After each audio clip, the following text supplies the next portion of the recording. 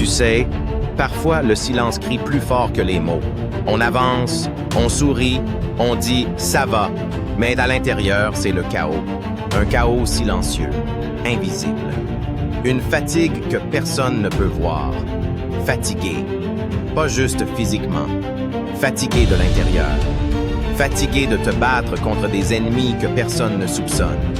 Contre des pensées, contre des souvenirs, contre cette petite voix dans ta tête, celle qui murmure que tu n'y arriveras jamais.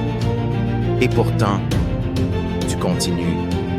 Et rien que ça, c'est déjà une victoire.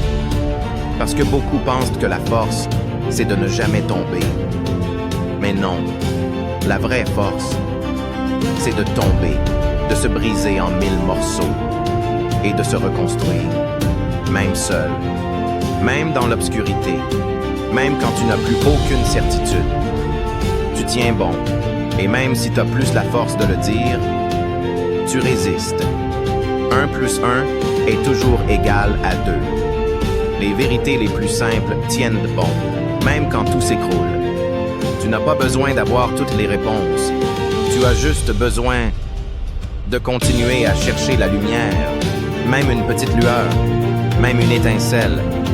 Parce qu'un peu de lumière suffit à percer la plus noire des nuits. Tu vois, personne n'a jamais accompli quelque chose de grand sans passer par la peur. L'incertitude, le doute, même les plus grands ont tremblé. Même ceux que tu admires ont été à genoux. Tu vas peut-être me dire « Et Nelson Mandela ?» Mais souviens-toi, avant d'être libre, il a été enfermé.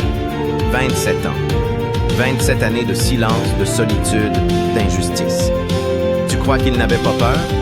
Bien sûr qu'il avait peur. Mais il n'a jamais laissé la peur décider à sa place. Sa prison, c'était son creuset, son palais présidentiel, son envol. Et tu vois, les hommes ordinaires s'adaptent à la vie. Mais les hommes extraordinaires refusent de s'y plier. Ils forgent leur propre chemin. Ils façonnent de la vie selon leur vision. Ils tombent, ils échouent, mais ils avancent parce qu'ils savent que personne ne naît d'extraordinaire. On le devient. Un bébé ne sait ni marcher ni parler, mais il apprend. Chute après chute, essai après essai. Et toi aussi, tu peux apprendre à te relever, à parler ta vérité, à marcher vers ton rêve. Alors souviens-toi de ça. Les gens qui réussissent ne comptent pas les jours. Ils font en sorte que chaque jour compte. Beaucoup de gens survivent, mais peu vivent vraiment. Ils acceptent leur vie sans jamais la diriger. Et si tu ne diriges pas ta vie, quelqu'un d'autre le fera à ta place. Et tu finiras par courir après des choses qui ne t'élèveront jamais. Ne gaspille pas ton souffle à poursuivre ce qui te vide. Investis-le dans ce qui te construit. Fais ce que tu aimes, même si ça fait peur, même si c'est dur. Parce que si tu suis ce que ton âme appelle un rêve, alors peu importe où tu arrives, tu n'auras jamais l'impression d'avoir perdu ton temps. Tu sais, le plus grand combat de la vie, ce n'est pas contre les autres. C'est contre cette voix intérieure, pas les voix extérieures. Elles, on peut les ignorer. Mais cette voix en toi, celle qui dit « tu ne peux pas ». Tu n'es pas assez fort. Tu perds ton temps. Cette voix-là, elle se réveille à chaque fois que tu sors de ta zone de confort. Et c'est là que tu dois répondre.